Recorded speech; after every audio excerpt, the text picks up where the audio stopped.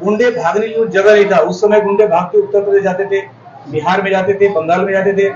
पूरी मुंबई खाली हो चुकी थी और लगातार एनकाउंटर पुलिस करती जा रही थी। आज जो उत्तर प्रदेश में हो रहा है वो बहुत पहले 1995 में माननीय गोपीनाथ मुंडे जी ने मुंबई से गुंडों का, माफियाओं का सफाया किया था। आपने देखा होगा, जज ने कहा कि ये केस मैं नहीं सुनूंगा। तो कौन पुलिस हिम्मत करेगा कि मैं पकड़ के लाता हूं और जज साहब को छोड़ देते हैं। सर, आप मुंबई में कब से हैं? मैं मुंबई में 1992 से 1992 से हूँ। अच्छा, उस समय यहाँ पर मुंबई में गैंग वॉर्स वगैरह अंडरवर्ल्ड का दबदबा था कुछ? और जब मैं मुंबई में आया तो मुझे ऐसा लग रहा था कि चारों तरफ बहुत ही दहशत का माहौल है और आए दिन लोगों को छोरेबाजी, चाकूबाजी, ऐसी घटनाएं दिन पर दिन होती रहती थी। पत्तेबाजी अपनी चरम सीमा पर थी। और मैं जब आया इसके बारे में जब थोड़ा जानना चाहा तो लोगों से कहानियां होती थी कि भाई आप बात मत करो, छोटी छोटी बातों पर चाकू निकाल देते थे, लोग सत्ता मांगते थे, दुकान वाले सत्ता मांगते थे और एक बड़ा ही डर का माहौल था। चाहे वो गणपति का विषय हो, चाहे दुर्गा पूजा का विषय है, लोग डर के रहते थे और दुकानदार तो डर से हफ्ता देना शुरू कर देते थे और लोगों को जो मांगो वो मिलता था। और एक बहुत बड़ी दहशत थी दाऊद के ग्रुप का और उस समय जो गैंगवार होता था उससे बहुत बड़ा दहशत। तो सर फिर आप कुछ बता पाएंगे कि कैसे कैसे ये यहाँ पर से गैंग वॉर सारे कम हुए, कैसे यहाँ पर से सफाई हुई? जी, मुझे जहाँ तक याद है जब धीरे धीरे ये सब विषय चल रहा था और ये चरम पर थे अपने गैंगवार और ऐसा लगता था कि हम सुरक्षित कैसे हैं, हम सवेरे निकल गए तो शाम तक घर आ पाएंगे कि नहीं आ पाएंगे। एक दहशत भरा माहौल होता था।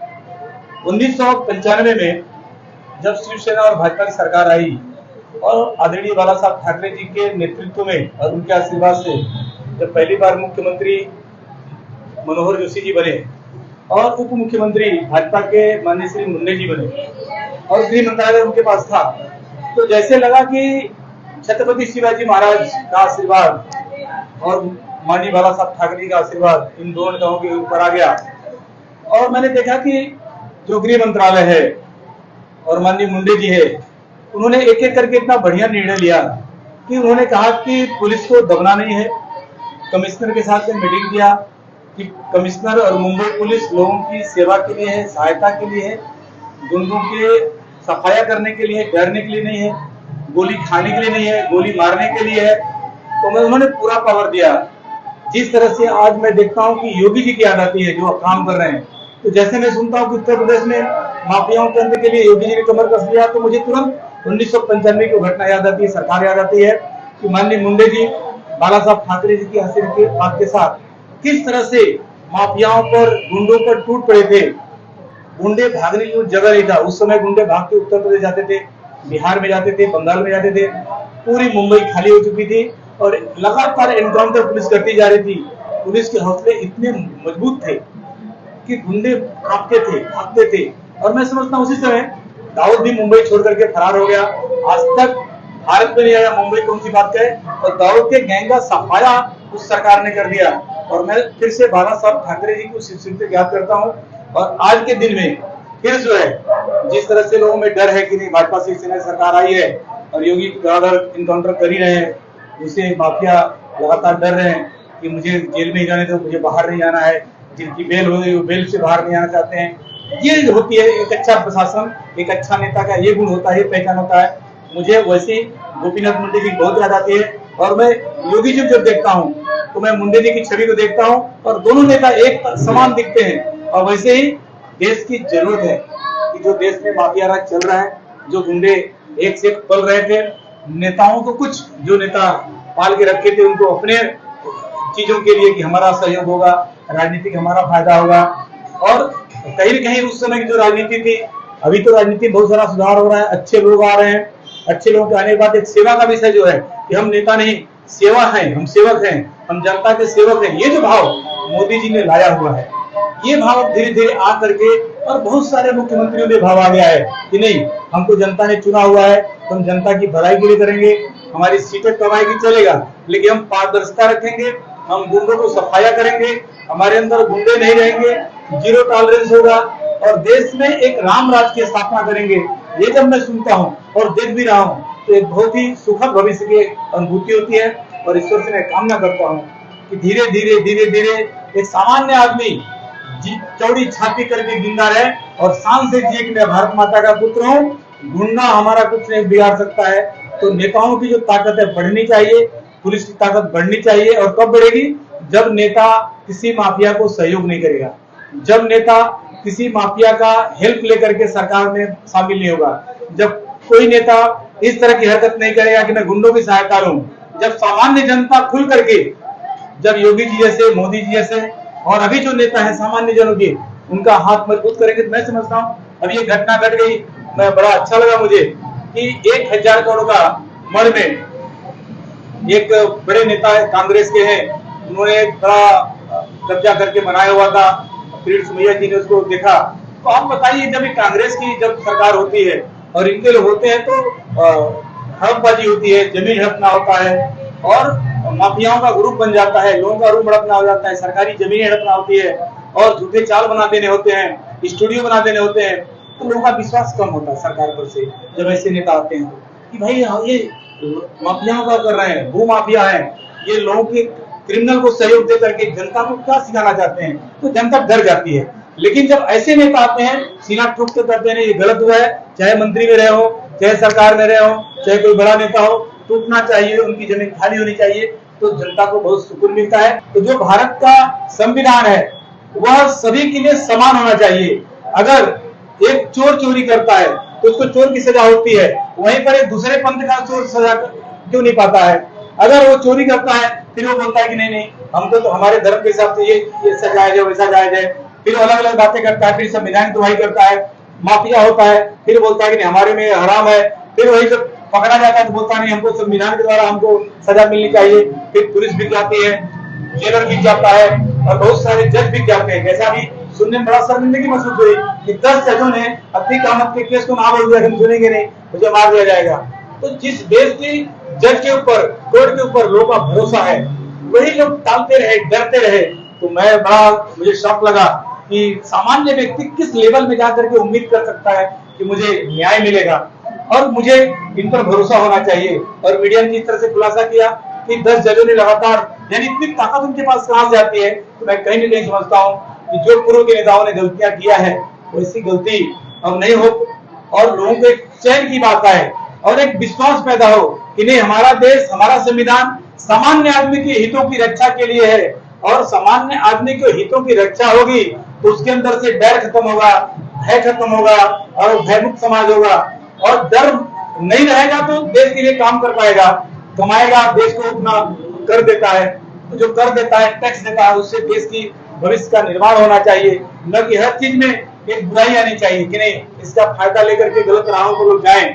तो मैं समझता हूं कि आज जो उत्तर प्रदेश में हो रहा है वो बहुत पहले 1995 में माननीय गोपीनाथ मुंडे जी ने मुंबई से गुंडों का, माफियाओं का सफाया किया था और फिर से जो गुंडे पनप रहे हैं, भाजपा की सरकार आई है, एक बार फिर से उनको पुलिस को मनोबल देने की आवश्यकता है, अपने पत्थर न खाएं। अभी बंगाल में 2 दिन पहले आ रहा था, परसों की बात है, रात की घटना है कि वहां के कुछ लोगों ने पुलिस को बंद करके मार रहे हैं। यह कानून का डर लोगों से निकला जा रहा है।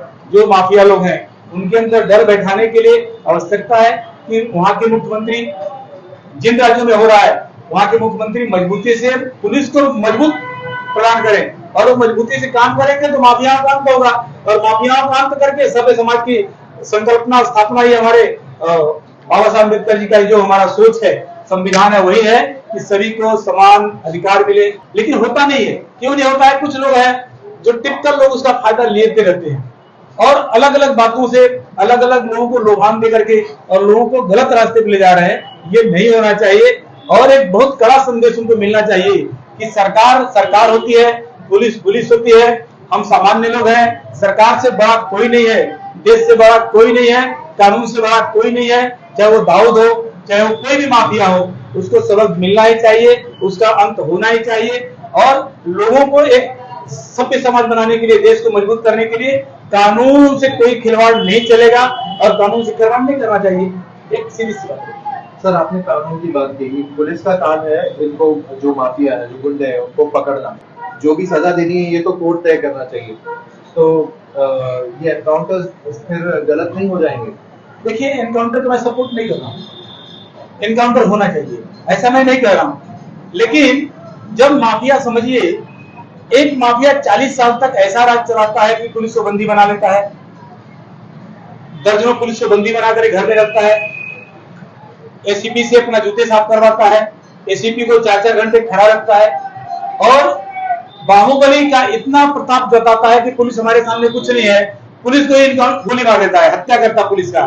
तो एक कानून ने एक दिया हुआ है कि भाई आप अपने आत्मरक्षा के लिए आप गोली का प्रयोग कर सकते हैं, और अपनी जान बचाने के लिए अगर पुलिस अपनी जान नहीं बचा पा रही तो सामान्य व्यक्ति की जान कैसे बचाएगी?